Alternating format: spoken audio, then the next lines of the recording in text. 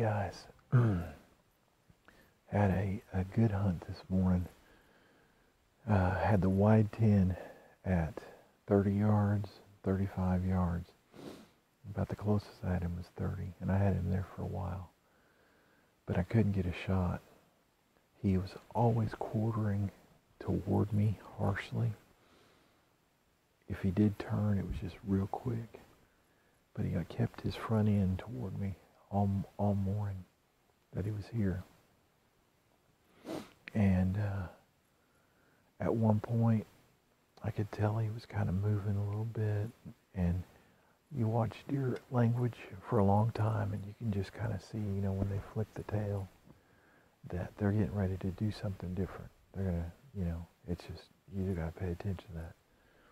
Well, he had his head down, and I had some brush. At one point, I did kind of have a shot, a quartering toward that wasn't real severe, but I couldn't take it because there's a bunch of brush that he was right up against. And I mean, the arrow would have no doubt hit some of those limbs.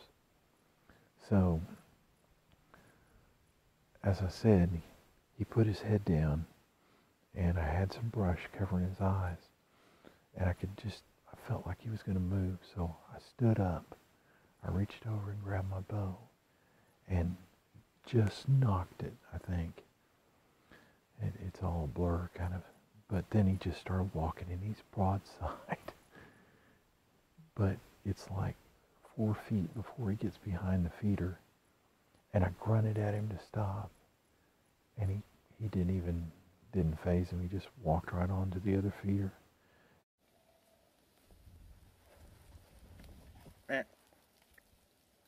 Went to the corner, and I could tell when he went to the corner that the hog panels, that he was getting ready to jump it. He flicked his tail, and then he went over the top. And he went over and hit a scrape that was north of there. And then he worked his way back toward the food plot. So, didn't get an opportunity, but it doesn't mean it wasn't a good hunt.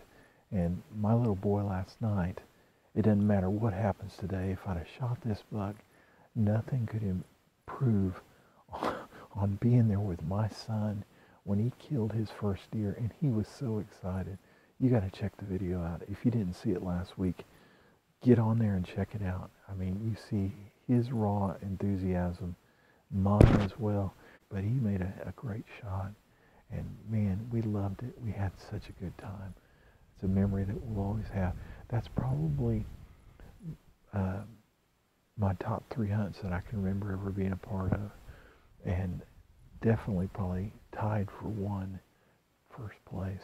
My son John Mark, his first buck, I still have that video, even though John Mark's a young man now, but I have that video, and he did such a great job. That was such a great memory, but it was so awesome because it was the same memories, the same feelings I had then, I had now again.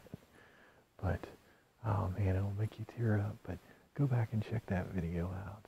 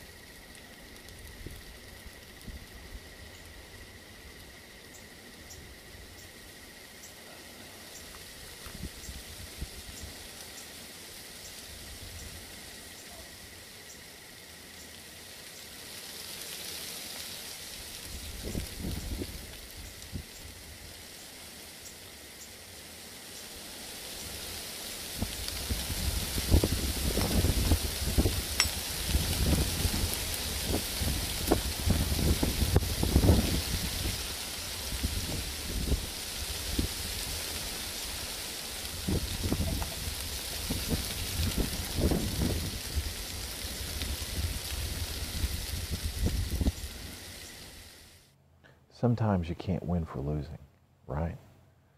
So the freak's coming in, and honestly, I don't even know he's the freak. I think he's the wide 10, and I've got a muzzleloader in my hand, and I'm getting ready to paste him, but I want to make sure, you know, who I got, and I want to get some footage of him.